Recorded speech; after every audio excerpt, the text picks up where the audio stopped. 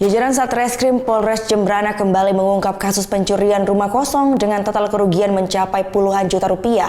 Pelaku yang berprofesi sebagai penyelam koin ini memang spesialis pencuri rumah-rumah kosong.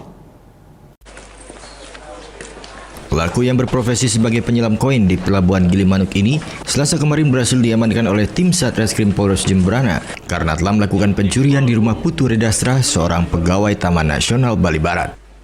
Pencurian dilakukan saat hari raya Nyepi, di mana saat itu rumah dalam keadaan kosong. Pelaku berhasil masuk rumah korban dengan cara masuk lewat jendela belakang, kemudian mengambil 1 unit tab dan uang tunai puluhan juta. Ini terkait lidik daripada anggota kami. Tim kami melakukan penyelidikan atas kejadian pencurian dengan pemberatan yang terjadi saat Nyepi. Nah, kebetulan saat itu lampu kan padam semua. Ini pelaku menyasar rumah kosong yang ada di TNBB, artinya perumahan bawah.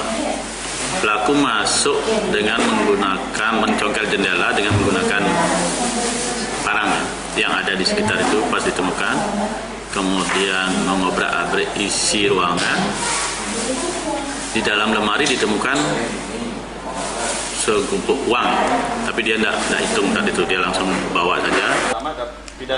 Dari hasil pemeriksaan petugas, ternyata pelaku telah melakukan pencurian di rumah dinas Puskesmas Gilimanuk.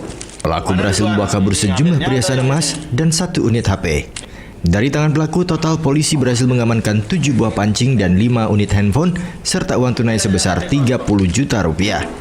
Akibat ulahnya, pelaku dijerat dengan pasal 303 KUHP dengan ancaman 7 tahun penjara. Surya Sanjaya melaporkan untuk NET.